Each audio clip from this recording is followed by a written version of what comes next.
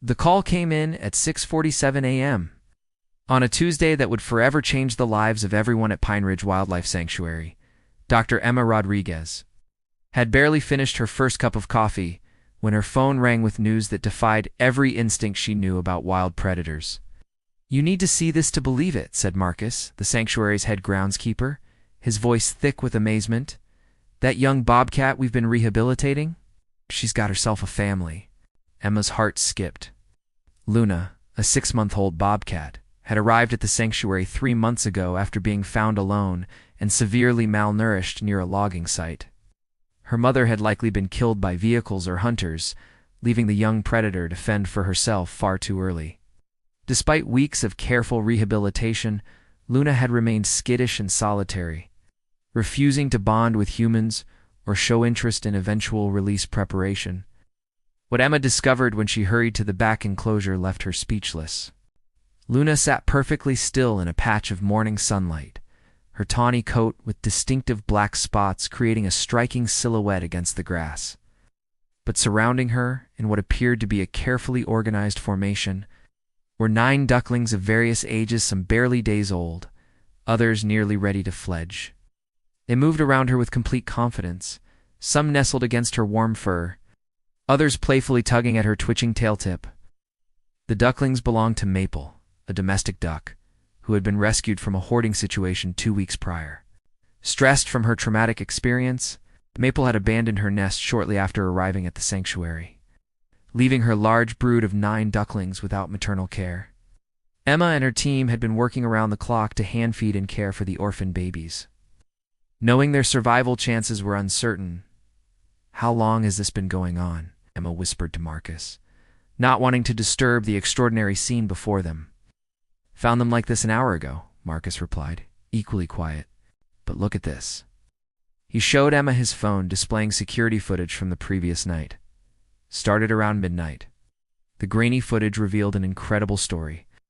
It showed Luna normally active during her evening feeding time, lying down near the fence that separated her enclosure from the duckling area. One by one, the tiny ducklings had somehow squeezed through the chain-link barrier, drawn by something Emma could only guess at warmth, the scent of another orphaned creature, or perhaps some deeper instinct that recognized a kindred spirit.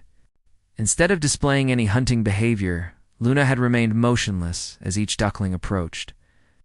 When the smallest one, barely the size of a tennis ball, had stumbled and fallen near her, Paul Luna had done something remarkable. She had gently nudged it upright with her nose and carefully groomed its ruffled feathers with her rough tongue.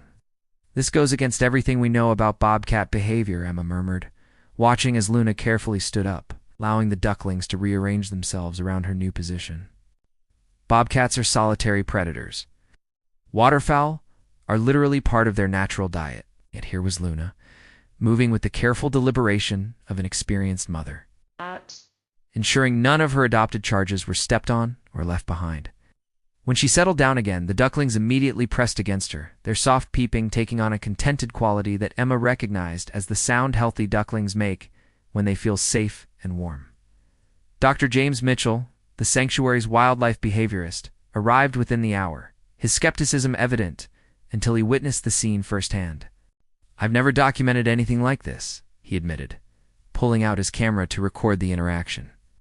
"We're looking at cross-species adoption that defies every predator-prey instinct." The explanation, they theorized, lay in timing and trauma. Luna had been separated from her mother at exactly the age when bobcat kits began learning hunting and social behaviors. The ducklings, abandoned by their overwhelmed mother, were in desperate need of warmth, protection, and the comfort of a maternal presence.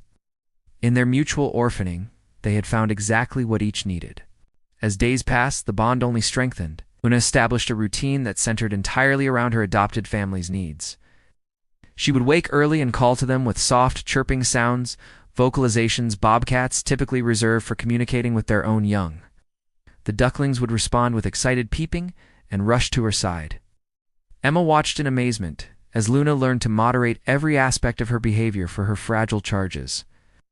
Her powerful paws, capable of bringing down prey much larger than the ducklings, became instruments of gentle grooming and protective positioning.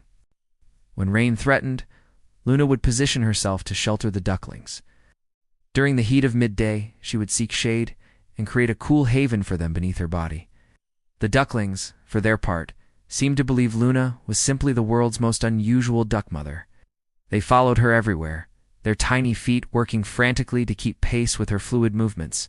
They attempted to mimic her behaviors, resulting in comical scenes of ducklings trying to stalk invisible prey or climb trees with their webbed feet. "She's teaching them survival skills," Dr. Mitchell observed one afternoon, watching Luna demonstrate hunting postures while the ducklings watched intently. Obviously not appropriate for ducks, but she's sharing what she knows about being alert and aware of surroundings. The most touching moments came during feeding times. Luna had learned to eat slowly and deliberately, dropping small pieces of her food for the ducklings to investigate. Though they couldn't digest her meat-based diet, she seemed to understand the importance of sharing the feeding ritual. Emma began providing specialized duckling food during Luna's meals, watching as the young bobcat would actually step back to allow her charges to eat first. Visitors to the sanctuary were captivated by the unlikely family. Children pressed against the observation windows, their delighted laughter mixing with the soft sounds of the animals. Adults stood in quiet wonder, many remarking that they'd never seen anything so pure and beautiful. But it was the evening routine that truly melted hearts. As sunset approached, Luna would gather her ducklings with gentle nudges and soft vocalizations. She had claimed a corner of the enclosure where a large log created a natural shelter. And there she would settle for the night with her adopted family arranged around and on top of her. The smallest ducklings would nestle against her warm belly, while the larger ones would perch on her back or curl against her sides. Wildlife photographer Maria Santos spent a week documenting their story, her images capturing moments that seemed too tender to be real. "In 20 years of wildlife photography, I've never witnessed love this pure," she said, showing Emma a photo of Luna grooming a sleepy duckling, while others dozed peacefully against her fur. As weeks turned to months, the ducklings grew rapidly under Luna's devoted care. What should have been a struggle for survival became a joyful exploration of life. They learned to swim in the sanctuary's pond while Luna paced anxiously at the water's edge, her worry evident in her agitated tail movements and constant vocalizations. The day the first duckling took flight was bittersweet. Luna watched from below as her adopted child circled overhead, her eyes tracking every movement with the intensity she once might have reserved for hunting. But when the young duck landed beside her and immediately pressed against her side, Luna's purr rumbled through the enclosure, a sound of pure contentment. As autumn approached, Emma faced the reality that Luna would eventually need to be released back to the wild. The young bobcat was healthy, strong, and had learned essential survival skills. But her attachment to the ducks presented a unique challenge. The solution came naturally. One crisp morning, as Emma arrived for her daily rounds, she found Luna at the edge of her enclosure, looking toward the forest beyond. The ducks, now fully grown and capable of independent flight, were scattered around the pond, engaging in natural foraging behaviors. They no longer needed Luna's constant protection, and something in the young bobcat's posture suggested she understood this. When the sanctuary finally opened Luna's enclosure for her gradual release process, she moved to the threshold and looked back at her adopted family one last time. The ducks, sensing the significance of the moment, gathered near the fence, their soft calls mixing with Luna's farewell chirps. Luna didn't disappear immediately. For weeks, wildlife cameras captured her returning to the sanctuary's perimeter, watching her duck family from a respectful distance. The ducks, now permanent sanctuary residents, would often venture to the fence line as if seeking glimpses of their former guardian. Today, Luna roams free in the Pine Ridge Forest, a successful reintroduction story with an extraordinary twist. The ducks continued to thrive at the sanctuary, their confident, alert behavior a testament to the unique upbringing they received from the most unlikely of mothers. Their story has become legend, a reminder that love transcends species, instinct, and expectation. In a world where predator and prey dynamics seem absolute, Luna and her ducklings prove that sometimes.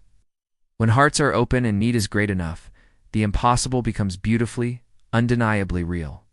Visitors still come to Pine Ridge hoping for glimpses of the famous duck family, and guides still tell their story with wonder in their voices. It's become a tale of hope, showing that even in nature's most unlikely corners, love finds a way to flourish, heal, and create families where none existed before.